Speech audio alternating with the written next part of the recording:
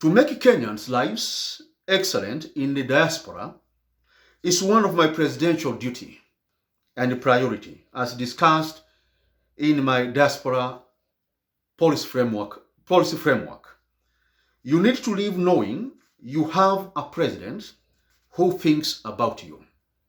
You live knowing your president and his government has your back. And that is me.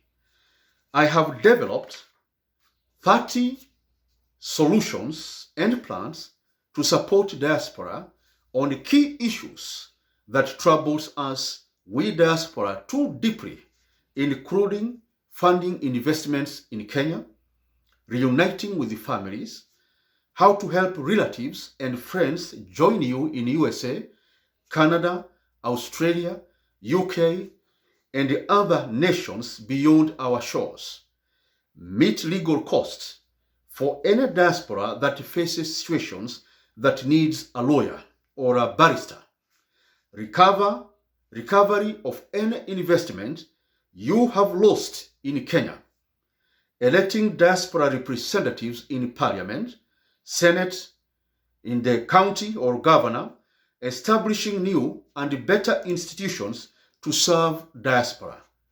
For example, I shall establish Diaspora Investment Authority and Diaspora Bank.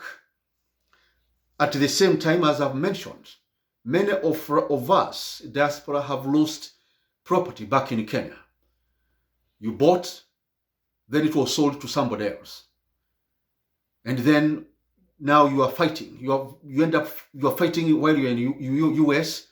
There is no system, legal system that can serve you better to fight the case while you're in US or Canada or Britain. You lose all this. I will help you to recover them, because that was your sweat. And I know how it pains going to work in a home care, doing that work to buy a plot in Kenya, doing care work. I know how it is. And sending the money to Kenya, and then you buy a property, it's lost. Right?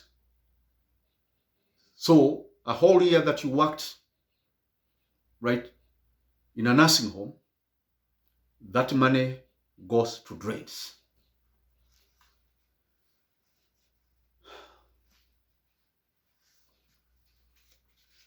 Right.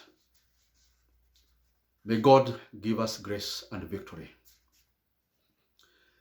But we have a great advantage for Kenya if the government of Kenya properly engaged and utilized us. Despite the situations we face, we stand at a very advantageous position. Had our government or authorities made good use of us. History has put us at a very advantageous and unique position. Diaspora are the great gateway to the world, to the global scene. We must not just look at going back to Kenya, but have how we can entrench Kenya's presence in the world. The same way that America is entrenched, or Americans have entrenched themselves all over the world, or Canadians, or British, or French.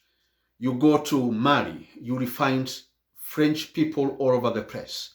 You go to a remote village in Côte d'Ivoire, and you will find that there are French people deep there. You go to Indonesia, and you will find Americans and Canadians. In all these places, we can entrench Kenya into the global scene.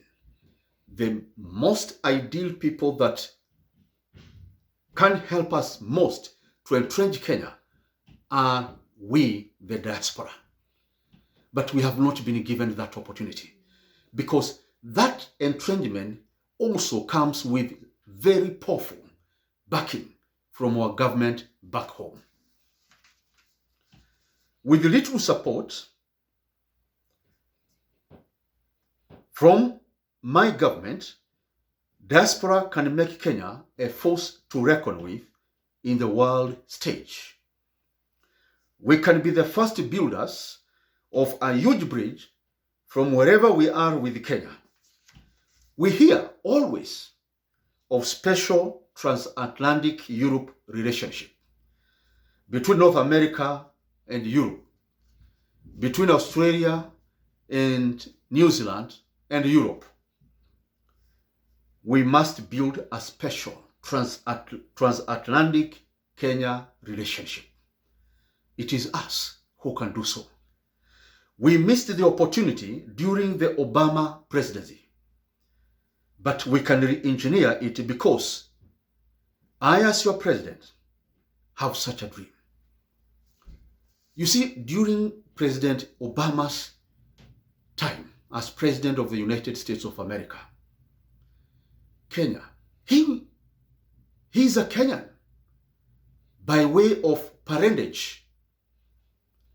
He can trace his ancestry by way of what we call blood relation in international relations and international law, which I teach. You can claim citizenship through blood or through soil, the law of the soil and the law of blood. And that means wherever your parents or your great-grandparents came from, you have a right to that citizenship. Obama was a very living evidence he has today. What Kenya should have done is to build this relationship more strongly. I'm sure and I'm convinced Obama would have made so much investments in Kenya. The same way President Donald Trump has investment in Scotland. And remember, President Trump, grandparents came from Scotland. He has invested there. President Obama, had the systems in Kenya working and the situation is okay, he would have even invested at Kogare, down in Nyanza, where his father's grave is, where his sister's brothers live. He would have been having a big hotel in Kisumu or a big industry in Nairobi. And he would have attracted all these big investors in Kenya, from America, from Britain, from Canada. These relationships counts. Where you are counts to make your homeland, where you are born, even more stronger. And that's why this transatlantic relationship exists, because of blood ties. Because many people in Australia, in Canada, in America, trace their ancestry in Britain, in France, in Ukraine, in Ireland, in Netherlands, in Spain, in Portugal, in Europe, generally speaking. And that special relationship is very strong. And we can build a major Trans-Africa, Trans-Kenya trade links in a very strong way. We can build huge investments from Americans by encouraging them, and Canadians, and build huge economic and trade rapport. That's an opportunity that only us, the diaspora, can be able to execute. Our calling and mission is therefore bigger. We must build a trans-Indian Ocean Kenya relations. We need to help Kenya seize the moment. With our global exposure, we are the best placed. We shall build our own KFCs, Kenyan KFCs, right?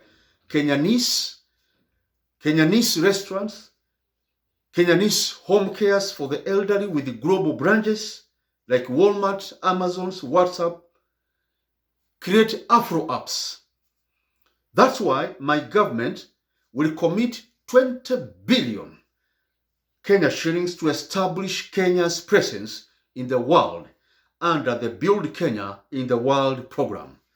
You, the diaspora, and your sons and daughters shall be the principal movers of this great initiative.